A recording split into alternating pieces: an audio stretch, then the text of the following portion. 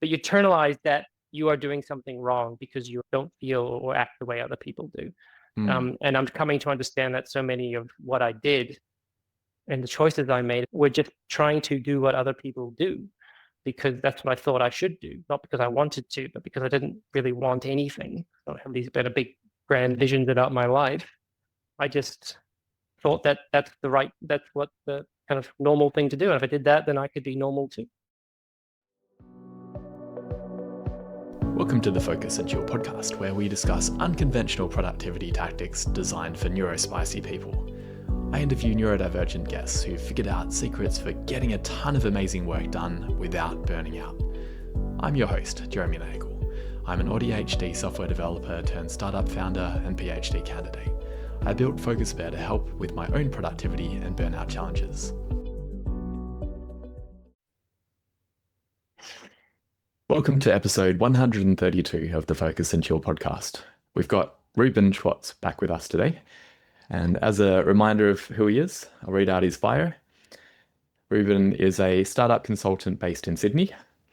He's on his 13th different career, currently writing choose your own adventure books for startup founders, as well as many other hats. His favorite type of hat is a fedora, which he can't wear because it doesn't fit over his headphones, but it does look very good. Thanks. And after 45 often confusing years, the last 5 of which were raising a young child, he was diagnosed as autistic last year.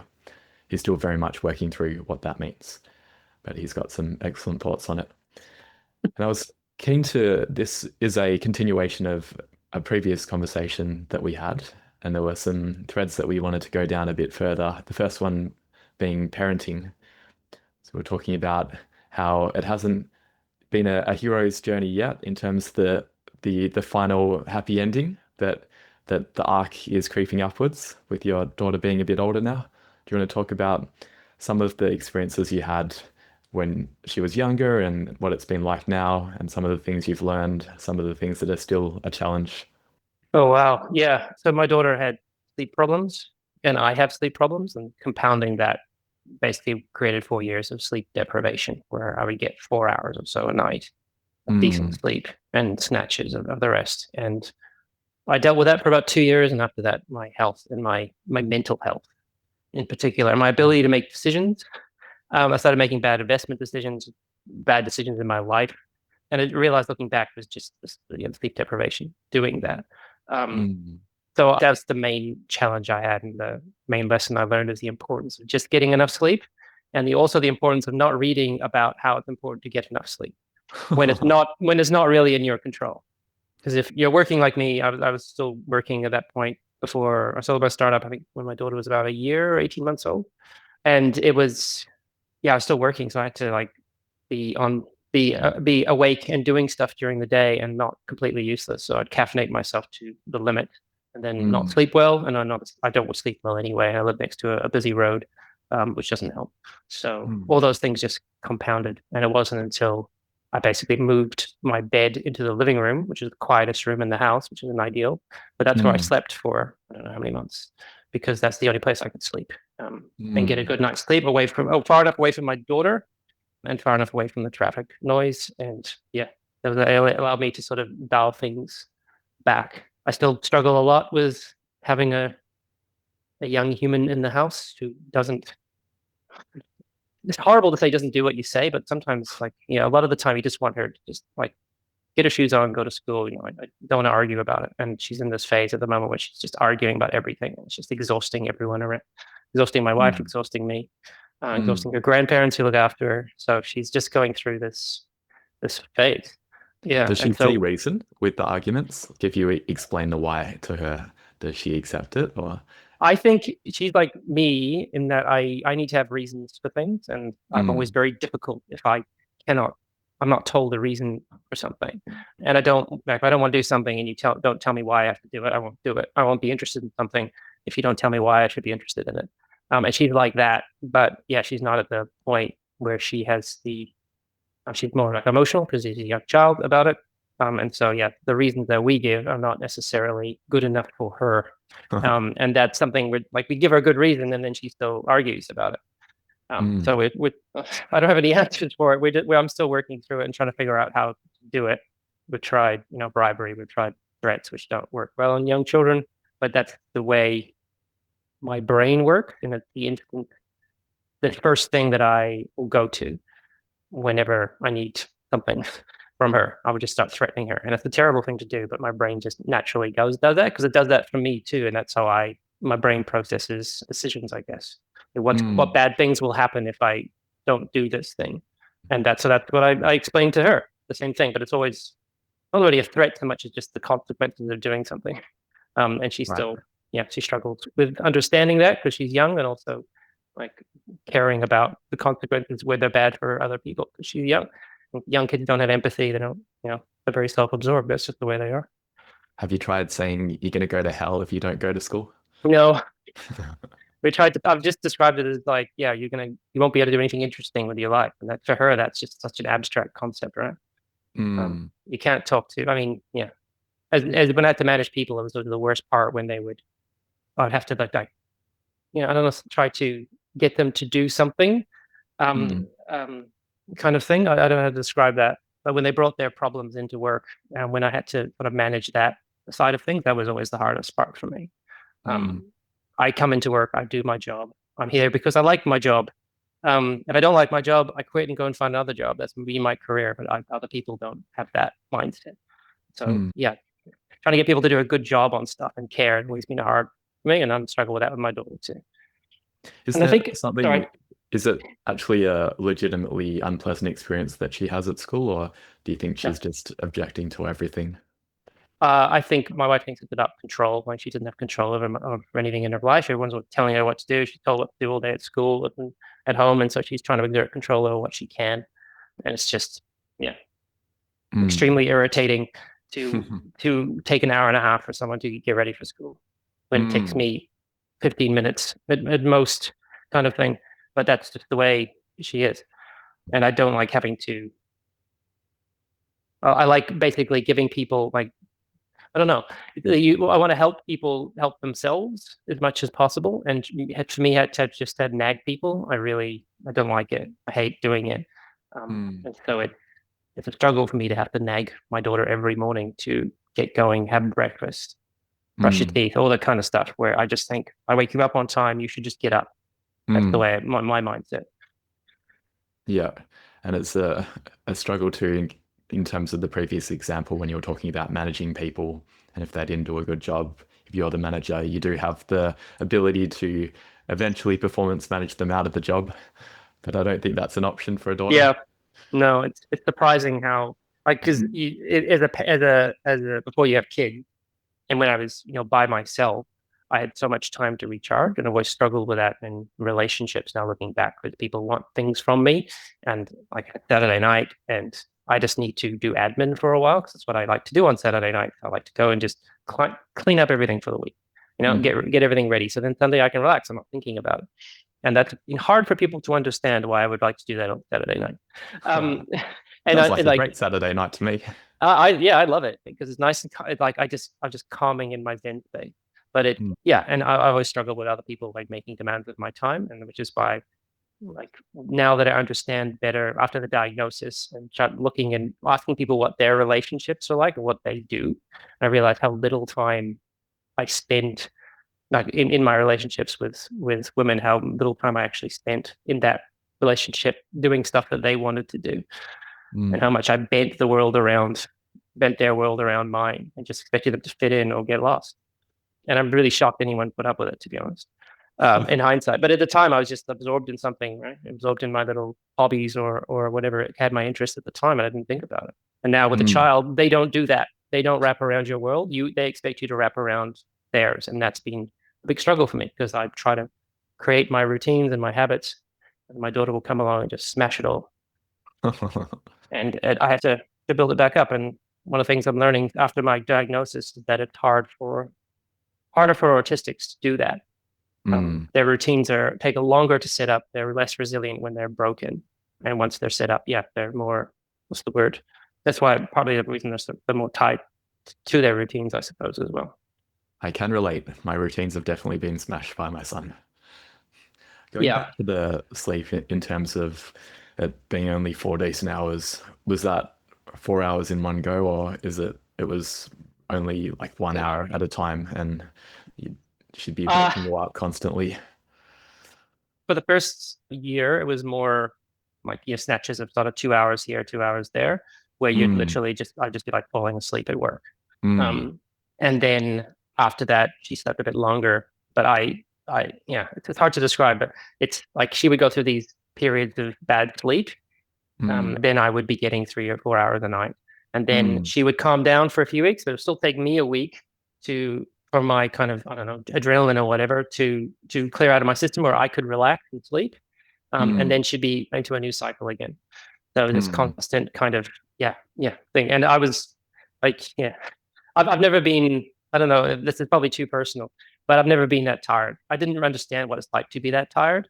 And mm, and talking about the parents, I don't think they do either, where, you're so tired you hallucinate. mm, You're so tired that I don't know what else to say, you pissed yourself because you mm, cannot control your body and you don't know what's happening. And that's both of those happened to me multiple times before things started to improve. And looking back, you think, what the hell was I thinking? Of course there was something wrong, but your brain's so clouded with the lack of sleep that you can't mm. yeah, you can't sort of, I don't know, dig yourself out, I suppose, or step back and think about it. But yeah, like it was bad for a while. But I always got, yeah, for the last, I don't know, so the first year or so was the snatches, and then after that, yeah, sort of 3 or 4 hours was stretch, and then after that was patchy.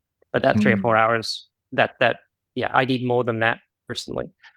I know some people get 5 or 4 hours of sleep, and I can't do it. I used to do 6 or 7 every night. Now I do 8, and I seem to malfunction if I get less than 8, which is really frustrating for me. Yeah, same here. And I also share the frustration. Feel very jealous of people who are short sleepers. How did you manage the acquisition process with that little sleep? Because I mean, running a business is pretty cognitively demanding, but then doing the Coffee, negotiations. yeah. Look, coffee. Mm, I don't have any good answers for you. Like, it wasn't a good.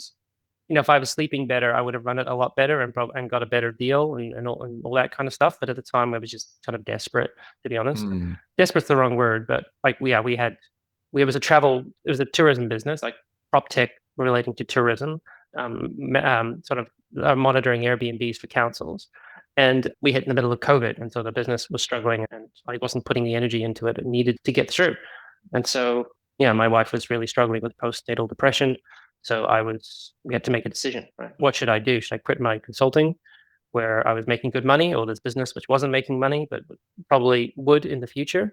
Yeah, how, or should I just, I don't know. Like, I guess the other option would be to just like, yeah, leave my family behind and allow me to do two of those things together again. But I didn't consider that an option, of a good option. I do sometimes consider that a good option, to be honest, but I don't know how serious I am when I say these things. Sometimes I feel like I'm very serious, and I just think about it logically. I'm like, of course I should just do that. Right? Of course I should just leave. mm, I don't need to be part of my daughter's life. I don't have any kind of strong need to do that. I haven't like, mm, yeah, I feel like sometimes I feel like I'm mainly around just because it's the ethical thing to do, and I've got a strong ethical compass, I mm. suppose. It's a, yeah, type of autism, like the moral, I don't know what it's called, like highly moralistic Asperger's or something. I think the psychologist called it, where, yeah, like everything is moral to me. Like, I talk constantly. If you ever meet me for a drink or a coffee, just to talk, I will talk a lot about what's right and wrong, and like, can I put milk in my coffee, kind of thing, to that level. I get obsessed with it, and well, like obsessed with how to get to like, what's the most ethical way for me to get to the city for a meeting. I shouldn't be thinking about that kind of stuff. My brain just naturally goes there and gets existential, and yeah, which is why I try to struggle to a meditation, or like Zen meditation, let your mind wander, because it really gets into like existential problems and thinking about the heat death of the universe and whether anything matters very quickly, versus that kind of meditation where you try to think about nothing, which I find much more productive, I suppose, in terms of the benefits. Oh, interesting. So you prefer rather than active the style of Zen koans where you're contemplating a particular parable. You prefer trying to blank the mind because I really struggle with both, to be honest. Okay, I do too. I used to, before my daughter was born, I was meditating for half an hour to an hour a day. And I was feeling the most sort of happy and centered I felt in my whole life, where I felt like I finally had some awareness of my own emotions, which I didn't have before. And so I always thought myself as having bad EQ with other people, but good EQ for myself. And it's only really after the diagnosis I realized actually I got really bad EQ for myself. I don't understand and I can't describe what I'm feeling most of the time, which is common for autistic. And so, people ask me how I feel. I just don't know most of the time. I haven't thought it's hard to explain it to people. And I've been talking a lot to people since the diagnosis about how they feel, like what it feels like to feel stuff. And this problem, there's a famous, I think it's a story, a philosophy or a philosophy article about what it's like to be a bat and how our own kind of monkey brains limit us in terms of what we can imagine. And it's the same with, to a lesser extent, obviously, with an autistic and a non-autistic, to understand that brain. Like I've got friends who got ADHD or AUDHD, and they but much more on the ADHD spectrum, and I struggle to understand how they see the world because I'm not like that. I may have a bit of ADHD, but it's more about the hyper focus stuff than I'm not scattered at all. I'm very focused, very routine oriented. But so I struggle to understand how they experience the world. But autistics, I get 100%. Even someone who's quite far along further along the spectrums, then I think it's probably more than one than I am. In terms of that ability to introspect, have you found that has improved with doing mindfulness meditation and focusing on blanking thoughts? Yeah. So for me personally, the Zen koans, again, that's what my brain does. It rambles and ruminates and dissects stuff all the time. So just giving it a topic, it will keep doing that. But I don't know. It seems to be hyper developed in that state. But with that ethical kind of existential lens over it, so I'll think about like The Shape of Water or something, which is a koan I used to use, and literally within a few minutes I'll be thinking about the moral justifications for eating meat, or the moral justification or anything, like if there's any ethical right or wrong at all, and what happens. And then I don't want to talk I want to go on a big long ramble for 5 minutes about how I end up in these places, but the concept of whether there is a right or wrong fascinates me, and one of the few kind of through lines through my life of that, or things I've been thinking about my whole life, that's probably one of the few that's actually kept my attention. I keep coming back to. Has law ever been one of the 13 careers? Law, no. I didn't intersect. A lot of all this stuff is just happenstance, right?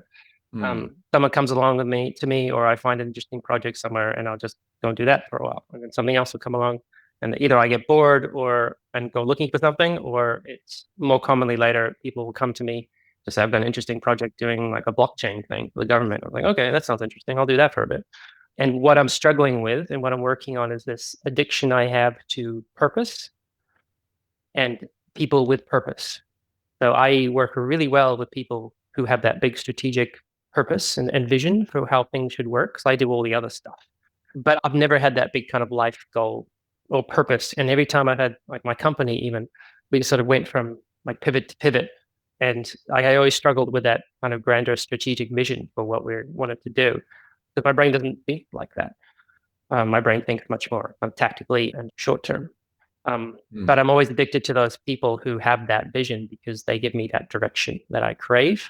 That's one of the things I've been working through with the autism diagnosis, is that that's why do I want that direction? Because it takes away that kind of existential doubt and stops my brain thinking in those kind of terms. I just focus on that for a bit. And so I've trying to come to terms with that being the mode of existence for me, or way of living for me, that I'm just going to go the rest of my life flipping every few years to something new.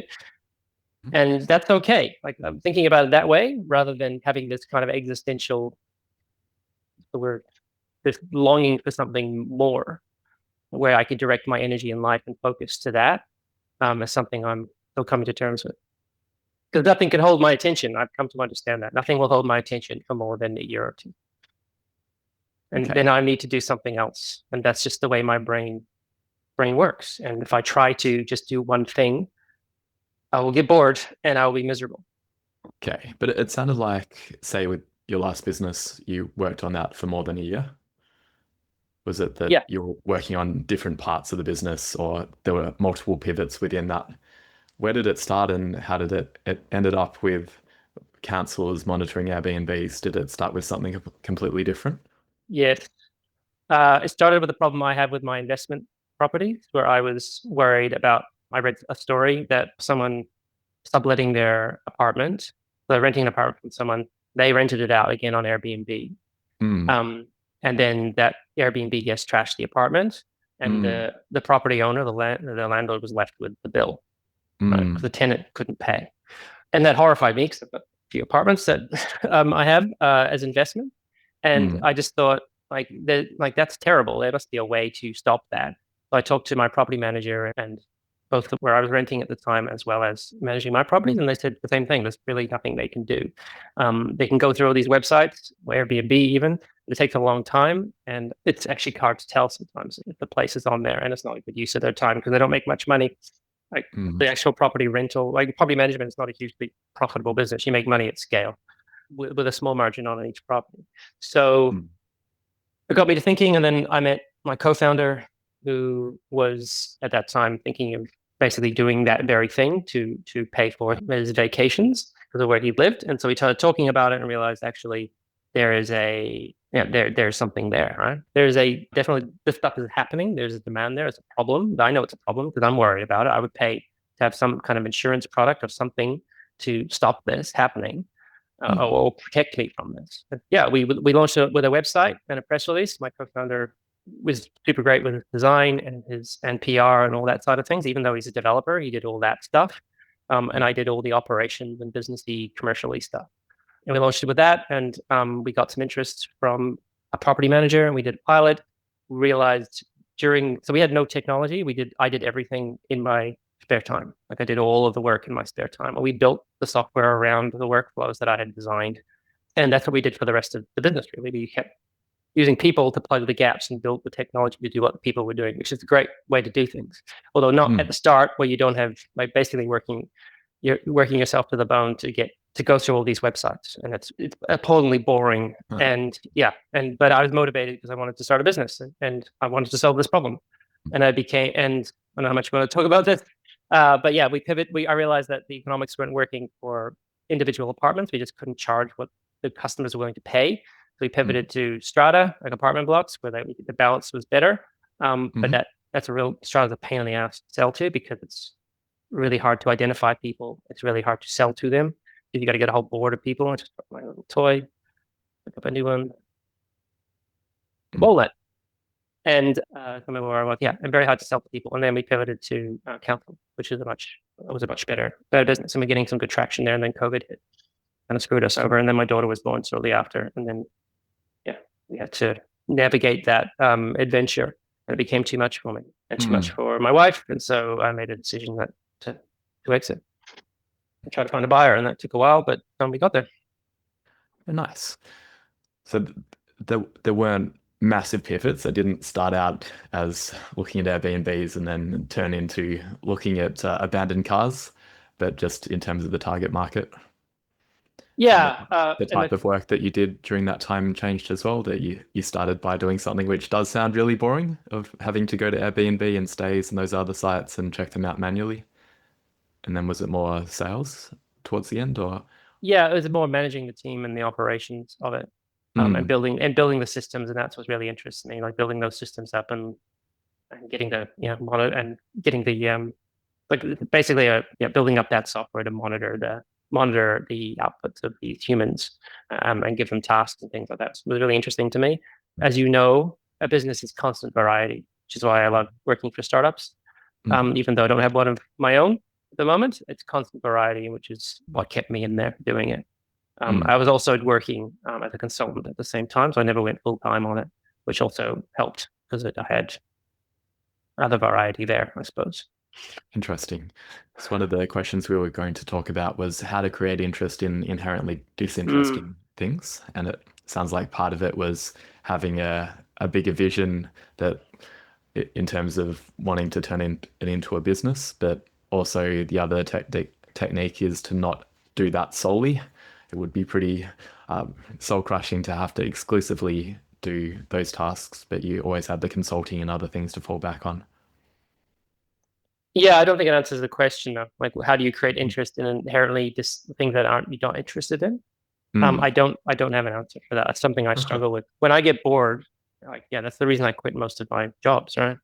Mm. I get bored and then I start looking for other stuff. Mhm. And it's hard for me to yeah, it's really hard. That's something I struggle with. Like how do I as a parent too, like I'm not interested in parenting. And it's really hard for me to like sit down and read about parenting now. I just don't care. And I should care. It's really important. I should be try to be a good dad and everything. But I just like whatever that time of my life where I could be interested in it, that's run out. Like my interest, whatever, spoons or whatever. I can't have a good analogy for it. It's just run out. And I had about 2 years of it, which is really good for me just to be interested in something for that long. And I think Mm. the quantity of useless advice out there is tremendous, and sifting the good from the bad is really hard. And so that's one thing that I kind of what's the word frustrated me and also disinterested me a lot faster than maybe perhaps it should have. Mm. But I tried to force myself to read about like how to why is my daughter not sleeping? I read so many friggin' articles and books and things to help with that. None of them worked. I have to say that. Yeah, that I've definitely seen a lot of slop about parenting, a lot of anecdata. 2 years seems like a good stretch, and you probably actually ingested all of the useful content during that time, and everything beyond that is probably quite repetitive.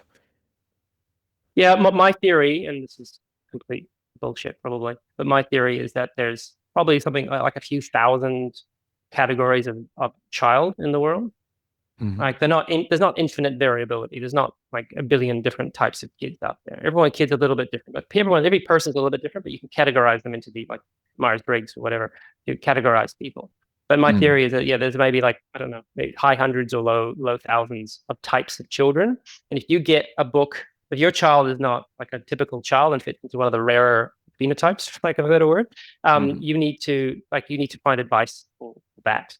And that's really hard because you don't know where your child fits.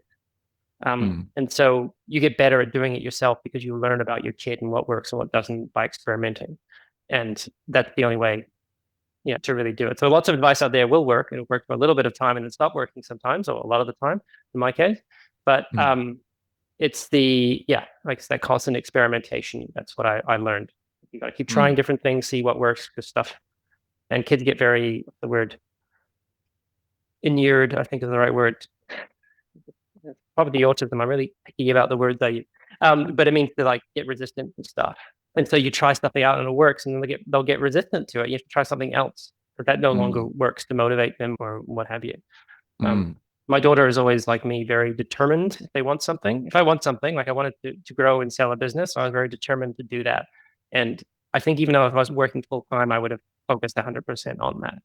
But yeah, by the end of it, I was bored with it. That's part of the reason I decided to sell it. I realized I didn't have any kind of interest left in keeping up with all the short-term rental, like the Airbnb type property regulations and things that were going on overseas, of which I was at that time probably there weren't that many people doing that kind of stuff.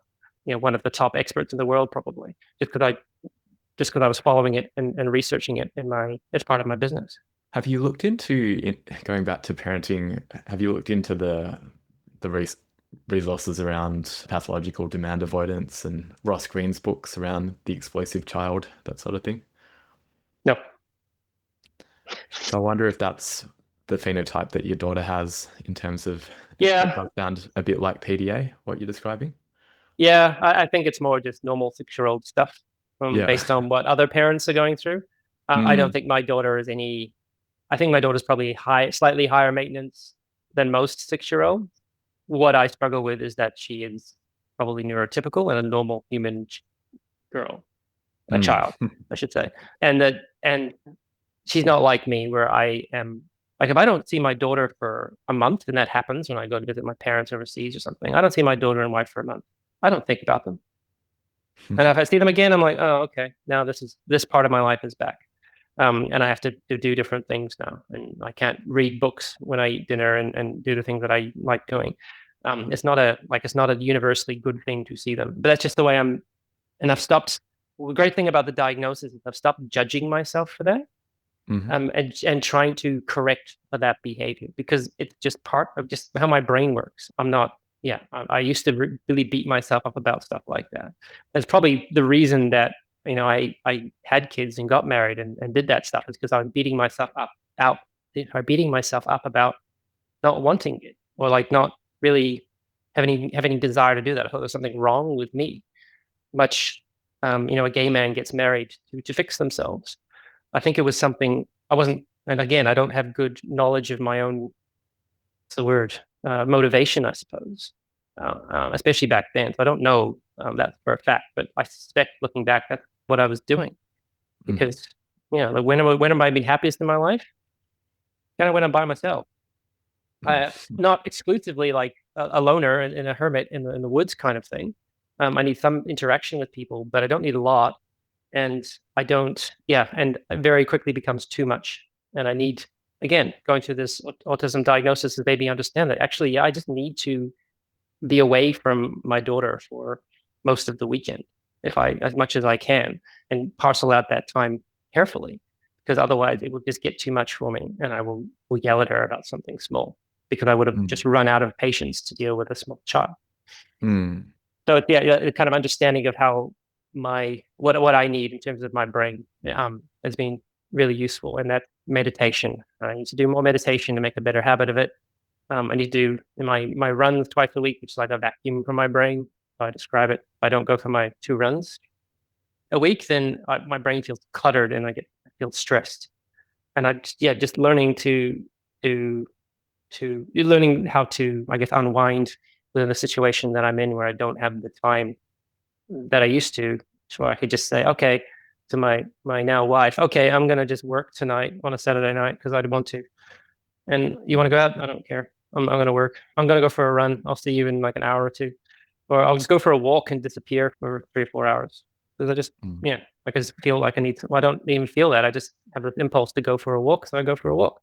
I love walking, but it's now that I understand that, like one of the best things, like the diagnosis has been great because it's made me understand myself better and do work on that and like what I need, and also how different other people may be to me. And I didn't realize that until now. And I was talking before about like what people feel when they feel stuff. I've asked people, my friends, like, what do you feel when you say you love your wife? What does that feel like? And the answers from the autistic people are different than the answers from the neurotypical people. The neurotypical people is much more about like this kind of bodily feeling of like warmth, kindness, and that kind of stuff. And I don't have that.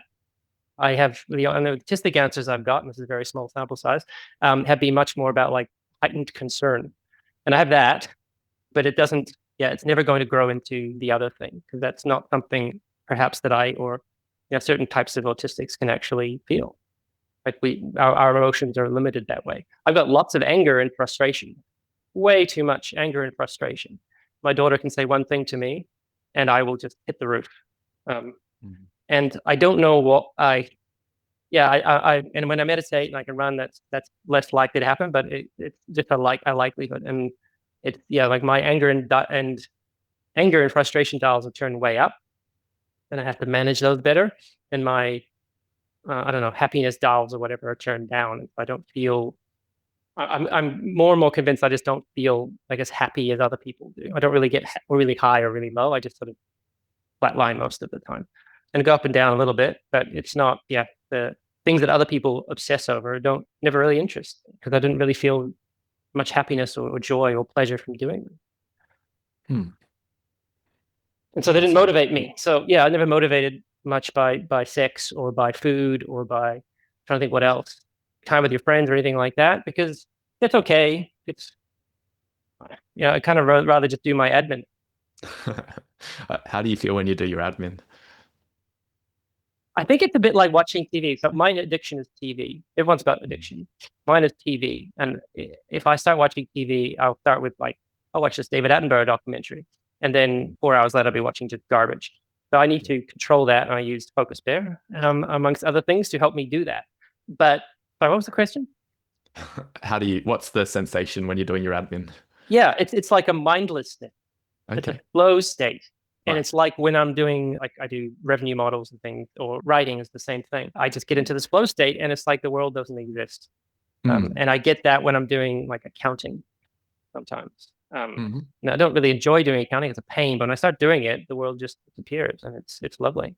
And that's how I feel when I'm doing admin too. The world just disappears. And how I feel when I'm watching TV, like my brain is off, and I don't have those kind of big existential thoughts anymore. I don't get that from reading. Reading is always, I love reading, and I read a lot, but I have to use my brain when I read. And I do think, yeah, I do, like, yeah, have thinky thoughts, big thoughts when I read, but I don't do that I don't have thinky thoughts when I'm doing that other stuff. Interesting. I think in the book by, I'll get his name wrong, but Mihaly Csikszentmihalyi, the author of the book Flow, he talks about the state of flow being one of the higher states of happiness, but one that most people don't recognize. That when we think about happiness, we typically think about laughing with friends or some ecstatic smiling moment, winning the lottery, things like that. But I'm with you. I find admin can be very satisfying if I feel like I'm making progress. If I'm trying to fill out some government website and it loses my progress halfway through and I have to redo it, Yeah, that is not fun. there is great satisfaction with ticking the box on the to-do list. And every weekend I make a to-do list, and every weekend I tick off the boxes. And that's like, one of the highlights of my week is how many is ticking off those boxes, or crossing them off a paper list if that's the list I made. But it's, and you got to enjoy those moments, I think, and not, like, I used to judge myself for being like that. Like, other people don't I make lists for everything. And it's since the autism diagnosis in particular that I've understood that I have to make lists. Otherwise I'll forget stuff. And I get stressed out, more to the point, I get stressed out worrying that I forgot something. But if I've got the list, I don't worry about that. So I just make lists for everything now. And the fact that that's weird, like, I internalized that people calling me weird early on, because I was bullied a lot for being different. Because I'm different than other people, and I act differently, and I'm socially awkward because that autism test they give you, where you get, like, your sensory, your routine, and your social score or something. I can't remember what it's called, but my social scores are really bad. So I'm quite ignorant about social rules, and I've kind of learned to adapt to a workplace. But so I run out of that train of thought. Yeah, that might be the masking and camouflaging scale. I think I recognize that one as well. Yeah, I think it was. So I don't do a lot of masking, and that takes some of, like, the autistic people I meet off guard. Then they're like, I'm exhausted after a social event. I don't really get exhausted. I just get, maybe I do, like, drained, but it's not because of masking, I think, as much as the just dealing with people. And I go to networking events now, and I love it. I love talking to people about so many interesting stuff that they do, that I didn't know existed. So I'm talking to some startup today doing, earlier this week, doing, optimization for grid connecting for a battery, like software to optimize the connection of a battery to the grid, which I didn't know was a problem, but apparently is a big problem. I love that kind of stuff, which is part of the reason I do so much startup mentoring, because I enjoy it so much.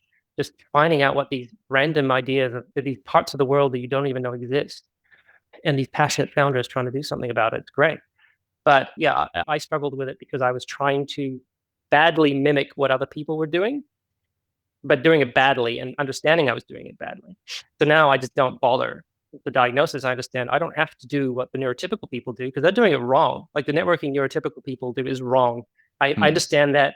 I have that kind of autistic right and wrong thing, but that's like a fundamental thing. Like, I look at it, this is an inefficient way to achieve the goal that you're trying to do, which is to meet lots of interesting people and see how they can help each other. And that's what I do. I just go and say, hey, what do you do? Right? Where do you work? What do you work? What do you here? Why'd you come here tonight? And then how can I help? And those are the three questions I ask everyone. And some people, it's like a 30-second conversation, if that.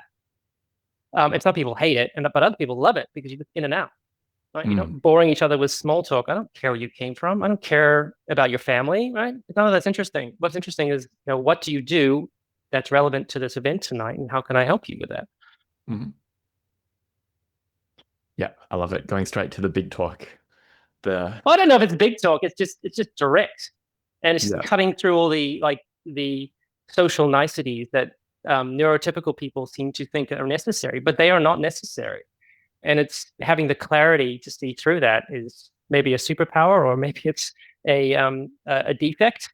But either way, it's a like I can go to a networking event now and talk to 100 people, and actually help people with their problems, rather than talk to 5 or 6 and not help as many people. That's the way I look at it. Yeah, makes sense. It's a good set of questions. The last question I have, I'm just curious in terms of what you've talked about with, say, going for a walk for 3 hours. How does your wife find that, and why is it that you've been able to stay with your wife, whereas the past relationships haven't gone that well? Because I've been the same. All of my relationships prior to this one, I've done what I've always done, gotten hyper focused on something that I want to do, done admin on Saturday nights, and most women have not enjoyed that and have left me after 6 months. But I'm still with my wife 9 years later, and she doesn't love it. She has said that she's not particularly happy, and I'm trying to change things, especially in the evenings and on the weekends. But what's it like for you? Is your wife just in a state of acceptance that you're not going to change, or is she the same and she likes doing admin on Saturdays? It's a better question for my wife than for me. I'm not really sure. So yeah, since the diagnosis, I understand better, or thinking more about what other people want, and that's not the same as me. And like a lot of the things that I do, like planning out my walking route to the bus stop, most people don't do that. Yeah, and a lot of the things that I just do naturally and I've always done, people don't do that. And I struggle now, and I told my wife this the other day, like, why would you put up with all this stuff that I do? Like, I'm not a good person to be around, in many senses. I mean, I've never used violence. I'm a pacifist kind of through and through, and I've never insulted my wife or said anything bad to her. But it's just the kind of indifference that I'm surprised people put up with, because I'm kind of a bit kind of indifferent. My wife has a problem. We struggle to talk about it because she avoids it, and I'm usually just kind of indifferent. Problem in our relationship. I'm a bit indifferent and ambivalent to it. I haven't had like many past relationships because I wasn't interested in women in that as a relationship thing for a long, long time. And when I did start to get into it in my 20s, or interested in it in my 20s, it was like everyone had already learned all that stuff. And I was just like, it was bewildering for me. And so I kind of just thought, nah, probably not for me. And I was reasonably content with that. And then I met someone who was, I don't know, patient enough to help me, like learn the basic of what it was like to be with someone. Like, you go out and you do dating, all that kind of stuff. And then that kind of ended because of who I am, probably. And then I met my wife because she ranked the highest on a spreadsheet that I made, ranking the different girls that I had talked to on the dating side, and went out with. And she ranked the highest. So I said, okay, I'll that's the logical choice. I'll pursue that relationship, and it worked for the most part. But why she put that with, like, that's why I'm with her, is because she is practical and kind and a lovely person, and basically understands me enough to give me that space. But why she's with me, I don't know, to be honest. I'm not, as I said, I'm not a good boyfriend, or not a good husband in that way. Grand romantic gestures are like, I had to learn. Someone had to teach me that stuff. I don't understand it. What is this about? Like, why would you do this? Huh? And when I tell people, like, I use the spreadsheet to meet my wife, the autistic people get it, and some of them have done it. Yeah, see, some people get it, and neurotypicals never do. They're like, that's just crazy. And it's like, it's just a simple logic problem, right? you have to. It's a marriage problem, and I can't remember who came up with that. But you, like you, you need a certain number to establish a baseline, and then you just go for the best one after that. Yeah, the And 37% rule. yeah, it's quite simple, and but it's for most people, it's more of a. That's what I mean about like love, right? Most people like fall in love, and then it's a great, wonderful experience and all that kind of stuff. I understand now that I've never been in love. I probably can't because it's not in my circuitry. I just don't think and act that way. I've never like lose my head over something in that way. I would lose my head over something with anger. I do that a lot. And I'm trying to get better at that. But like the other side of things, as I said, all those dials are just turned down, and I just don't feel that about people. And I never will, and I never can, and that's okay. And I'm trying to. I've been working on accepting that's okay, because you internalize a lot of the stuff growing up. People tell you you're different and you shouldn't do stuff, and like Ruben, go and talk to that girl, and like I don't want to, but they push me to, right? But what's the point? Yeah, sorry, not what's the point. But you internalize that you are doing something wrong because you don't feel or act the way other people do. And I'm coming to understand that so many of what I did and the choices I made were just trying to do what other people do because that's what I thought I should do, not because I wanted to, but because I didn't really want anything. I don't have these better big grand visions about my life. I just thought that that's what the kind of normal thing to do. And if I did that, then I could be normal too. But it's not, yeah. And you realize only after the diagnosis and the autistic burnout, which I don't think we talked about at all. We've talked about it all, but that's something, yeah, like I burned out and I thought it was like a work burnout, and I couldn't get better until I understood.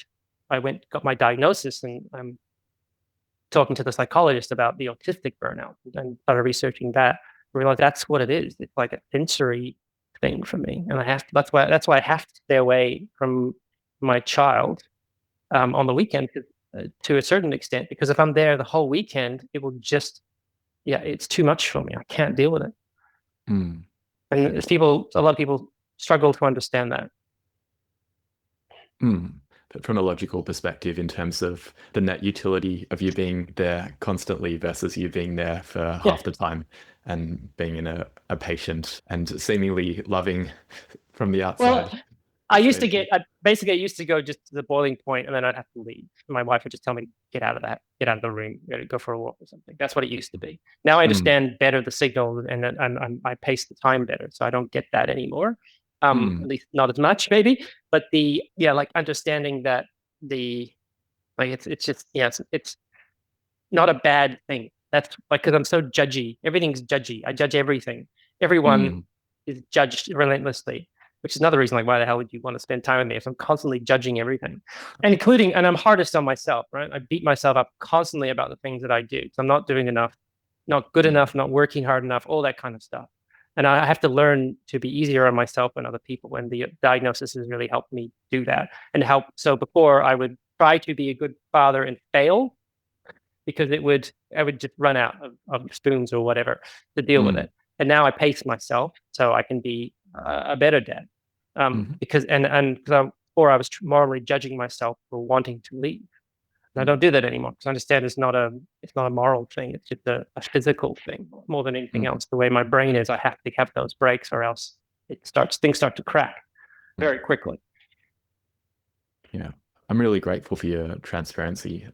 I think it's really helpful to hear that, because I've had similar thoughts, and it really helps in terms of what you were saying there around feeling weird because most people don't think that way. I think this is the opposite to that there'll be a lot of people listening to this who, if they have children or are contemplating having them, are going to have those type of thoughts, and it's good to normalize it. I'm pretty sure I've talked people out of having kids based on my experience. I'm pretty sure of that. I don't know if that's a good thing or not, but yeah, like I'm just a very direct, honest person because that's who I am, because I'm a terrible liar, so I just don't do it. And I'm just, as you know, the autistic people, we just sort of overshare. And so I think I probably have. But don't talk to me if you want to have kids. But I'm always happy to talk to anyone who is on the journey like I am, to help if I can, because I had a lot of help along the way. And it's only after diagnosis and talking to other autistic people with the masks off that I really understand I guess how different it is and how much better it is talking to autistic to autistic. It's just a different conversation than talking to a neurotypical person or talking to someone who's masking, and how kind of freeing it is. And the people I've met, you just kind of click with, and you share your whole life story and all these private thoughts with, because they'll get it. And I can't talk like that to most people, like no one else really, and that's been one of the wonderful things about this whole experience, because I could finally talk about all this stuff that I'm thinking about. Other people, and every time I mentioned it, other people just say, oh, he's just being Ruben, or he's weird or whatever. But I talk to other people about like the spreadsheet thing, or you talk about a bunch of stuff, maybe for another day. But it's yeah, like other people get it. They're like, oh yeah, I get that. Either I've thought that, or it makes logical sense that you would want to do that. Where like for a neurotypical people I talk to think I am a weirdo or screwed up or something because I have these kind of thoughts, and I follow those to the logical conclusion. And another thing I've understood, like the railroad track autistic brain, where you just switch from one to the other and you could hyper rationalize anything that you're on. So after my diagnosis, I was like, okay, well, obviously my child's the problem here. I should just leave and join this commune I saw up in Byron Bay, and I was 100% on that. And then my psychologist said, maybe just wait a bit. I was like, okay, I guess I can wait. And then the next week, I was like, that's crazy. Of course, I don't want to do that. Of course, I want to go to Singapore. There's much more interesting work in Singapore. I could live there in an apartment, and that'd be great. And then a week later, it's something else. So I've come to understand that and be kind of scared of my brain because of its ability to just rationalize these life-changing decisions, which I used to do all the time, and think that I was making the right choice. But it's always thinking of making the right choice in the moment. But it's scary how well my brain does that. And it frightens me how illogical it really is. Logic maybe is not the right word, but like it's all logical within the axioms, right? That I construct, but it's those axioms that are kind of arbitrary. And it seems like I can just switch them off and on in my subconscious and then justify a completely new direction for my life that I used to just sort of go and do. And now I've got a child, I've got obligations. I need to understand that and make the best life I can within those obligations. Because I know that leaving would be something I regret and something my daughter would really struggle with. So it's a really bad thing to do. But as I said, I'm scared at how well I was able to justify doing it. Yep. I'm sorry, this is probably not very inspiring for you as a new parent. And I apologize for that. But again, this is stuff I'm still working through and thinking about. I don't know what the future holds. Maybe I should leave. I still have those thoughts. Like, it's not a given that I'm better in my daughter's life than out of it, to me. And that's the really decision. Like, if I'm better in my daughter's life, and I'll put up with all the crap so she has the best life, because that's what's more important. And I'm not selfish in that way, but well, at least I don't think I am. But what's scary is that I came to that conclusion that I was better, and I still come to that I'm better out than in. And wondering if it is somewhere in my subconscious a purely selfish motive. And I don't know. I can't introspect well enough to know that. And you can't ever actually know the answer to that, I guess, either. There's no way of doing a randomized control trial with you in and out of her life. Yeah. But it is. I think you can. Yeah, I like doing the research on it, which is something I was encouraged to do. Do the research on what happens to kids when their parents just pick up and leave, and basically it's not good. The outcomes are statistically not great compared to not doing it. So that was enough. Even though 100% happened in my extended family, kid turned out fine. It totally happened. But I think my daughter will probably be okay. But it's a big decision, right? And do I want to have that on my conscience, and do I want that on my daughter have to deal with that when she's already got stuff she's dealing with? And the answer at this point is no. And again, what scares me is about my brain, and I still haven't come to terms with, is how the answer could have been yes, and how it can keep coming back as a possible yes. But then that's the self-judgment again. I guess the internalized ableism, thinking that people shouldn't have those type of thoughts. But I can see how that's a completely legitimate line of thinking to go down. as would be what I think you and I would be in the we didn't minority talk there. about would be the moral justification for having children versus not. And imagine there's a lot of potential ways of exploring that. There's the obvious one, which is that each child has a huge impact in terms of carbon emissions, and they're probably going to potentially cause impact in other ways. But then there's also the eugenics argument that the only people who would have that type of thinking are people who may be going to ultimately create more impact in the world, which is Elon Musk's argument for having like 20 children. He reckons he's going to create 20 more change makers. Yeah. What I'd say is their way is to create change makers probably more efficiently than having kids. Yeah. Unless you If have that's your goal. people that you can pay to care for them.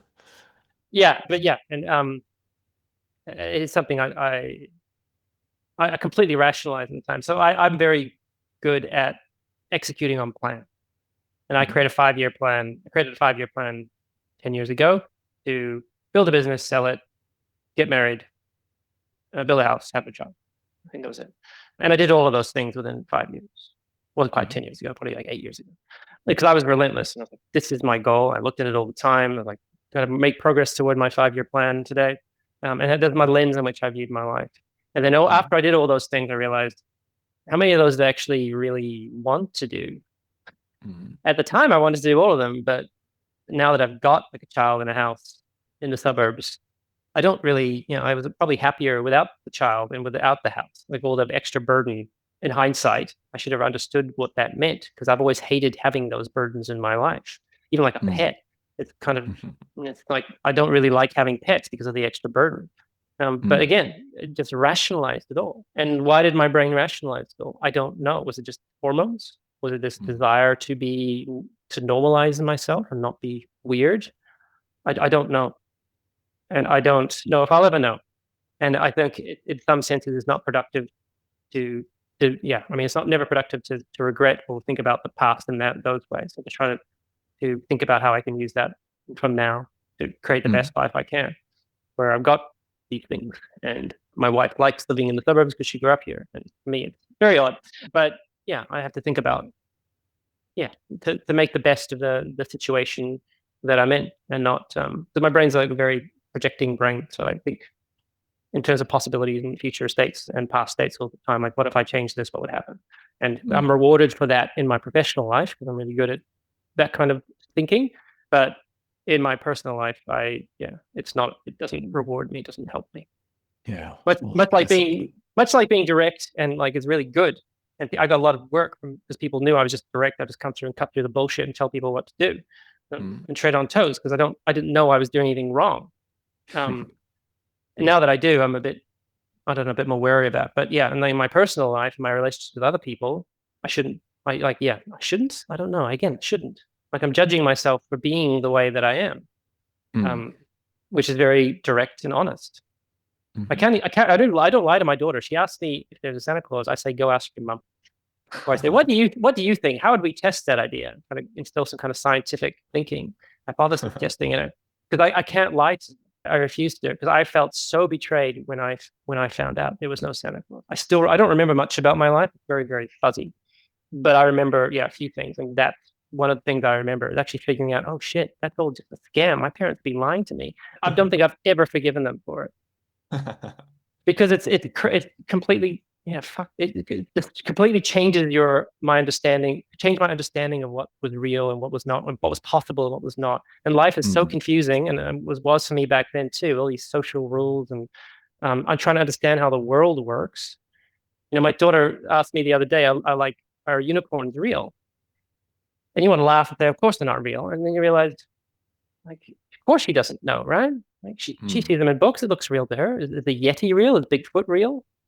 She asked me those questions, and then I try to help her figure it out rather than just give her an answer, because I think it's more important for her to do that rather than just accept the dogma from me as an authority or something. That's a good way of approaching it, asking Socratic questions rather than giving answers. So we might end with a Socratic question to our listeners of what is your 5-year plan, and is it really the type of 5-year plan that you want to have, or are you doing it because you think you should? Thanks so much, Ruben. Thank you.